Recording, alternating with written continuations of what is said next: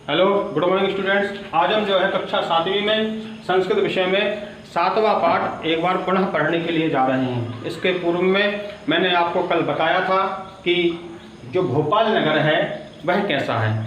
हमारे मध्य प्रदेश में 3 महानगर हैं, इंदौर, ग्वालियर और जबलपुर। लेकिन जो भोपाल है वह हमारे मध्य प्रदेश की राजधानी है। और मैंने कल आपको बताया था कि कौन कौन से स्थल भोपाल में हैं, कौन जैसे वन विहार इत्यादि है, बड़ा तालाब, छोटा तालाब के विषय में मैंने आपको बताया था। तो आइए आज हम पुनः उसी पाठ की ओर चलते हैं जिसका नाम है भोपाल नगरम। मुझे आशा है कि आप लोग घर पर रह करके समय का सदुपयोग कर रहे होंगे और पढ़ाई कर रहे होंगे।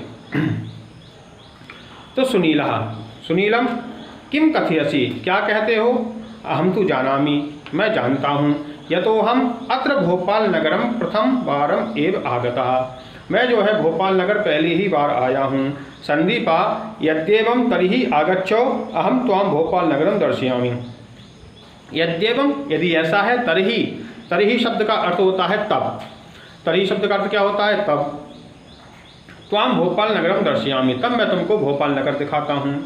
पुरा का मतलब क्या होता है? प्राचीन समय में, यानी पुराने समय में। भोजपालः इति भोपाल नगरस्य नाम आसीत्, भोपाल नगर का नाम क्या था? भोजपाल। क्या नाम था? भोजपाल, इसका ध्यान रखना है।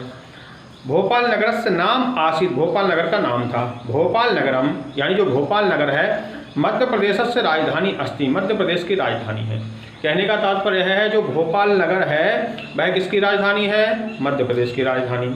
अस्य नगरस्य महत्वं प्राचीन कालाद एव वर्तते, अस्य यानी इस, नगरस्य यानी नगर का, महत्व यानी माहात्म्य, प्राचीन कालाद एव वर्तते यानी पुराने समय से ही है। कहने का तात्पर्य है कि इस नगर का जो महत्व है वह प्राचीन काल से ही है। किम तुम नौका विहारम कर्तुम इच्छसि, किम यानी क्या, तुम यानी तुम, नौका विहारम नौका विहार, कर्तुम यानी करने की, इच्छसि यानी इच्छा रखते हो, क्या तुम नौका विहार करने की इच्छा रखते हो? सुनील ने कहा आम, हाँ। तब कहा कि आवाम आगच्छो आवाम नौका विहारम, आवाम यानी हम दोनों, नौका विहारम यानी नौका विहार, कुर्वन्ता एव यानी करते हुए ही। कुर्वन्ता एव का मतलब क्या है? करते हुए ही भी, यहाँ पर संधि है, ठीक है। कुर्वन्तौ एव क्या है यहाँ पर? कुर्वन्तौ एव, लेकिन यहाँ पर संधि हो गई। कुर्वन्ता एव भोपाल नगरस्य सौंदर्यम पश्यामः, भोपाल नगर के सौंदर्य को देखेंगे। सुनील ने कहा कि आम यानी हाँ, आगच्छ यानी आओ, हम नौका विहार करते हुए ही भोपाल नगर के सौंदर्य को देखेंगे। संदीप ने कहा इदम नगरम सरोवराणाम नगरम इति कथ्यते, इदम यानी इस, नगरम यानी नगर को, इस नगर को सरोवराणाम सरोवर के नगर का कहते हैं, यानी इस नगर को हम जो है सरोवर का नगर कहते हैं। अत्रस्था यहाँ पर विशालतमः सरोवरः, जो विशालतम सरोवर है, देशः एक एव अस्ति यानी संपूर्ण भारत देश में एक ही है, यानी इतना बड़ा जो सरोवर है, जो तालाब है, वह संपूर्ण भारत देश में केवल एक ही है। नौका विहारम अस्य सौंदर्यम द्विगुणयति, जब हम उस सरोवर में नौका विहार करते हैं यानी नाव में बैठ कर के घूमते हैं तो उसका जो सौंदर्य है वह द्विगुणयति यानी दो गुना हो जाता है।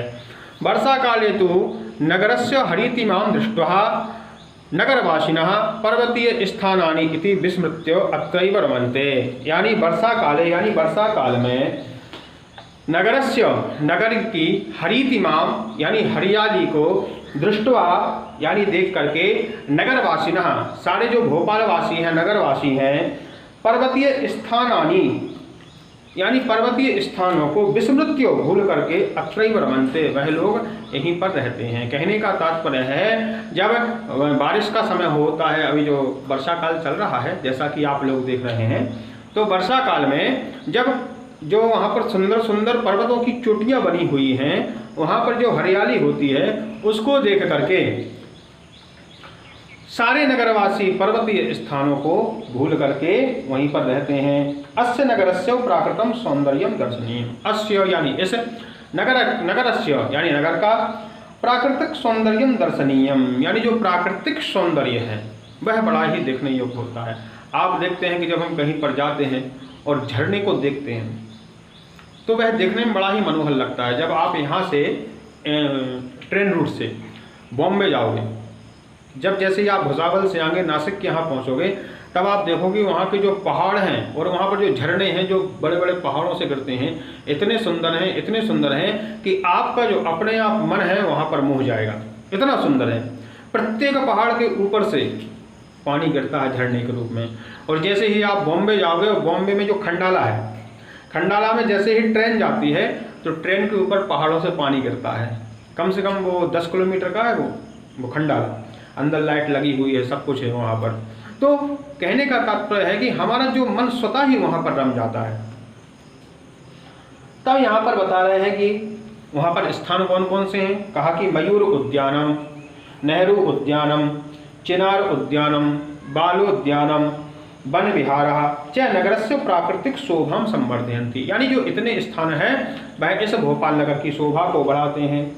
सुनील ने कहा कि संदीप, सांची, भोजपुरम, भीमबेटका इत्यादि ऐतिहासिक स्थानानि अस्य नगरम समीपे एव सन्ति। अब भोपाल के पास में हमारे जो ऐतिहासिक नगर हैं वह कौन कौन से हैं, ऐतिहासिक जो गांव हैं वह कौन कौन से हैं, उसके विषय में बता रहे हैं कि सांची, जैसा कि आप लोग सब जानते हैं, सांची में गौतम बुद्ध के स्तूप बने हुए हैं, वहाँ पर जो है बाहर से लोग आते हैं, दर्शन करने के लिए आते हैं।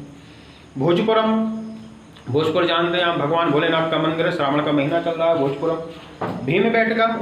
भीमबेटका यह जो स्थान है ऐतिहासिक अस्य दर्शनानि समीपे एव सन्ति। यानी जो ऐतिहासिक जो स्थान है इसी नगर के पास में ही है। तो मेरे कहने का तात्पर्य यही है कि आप लोग गए होंगे, भोजपुर भी गए होंगे, आप भीमबेटका भी गए होंगे और आप लोग सांची भी गए होंगे। तो यदि आप नहीं गए होंगे तो आपको एक बार अवश्य जाना चाहिए, इन स्थलों को देख करके आना चाहिए। ठीक है, तो आज के लिए हमारा इतना पर्याप्त है। मुझे आशा है कि आप लोग घर पर रह करके पढ़ रहे होंगे। अस्तु मंगलम।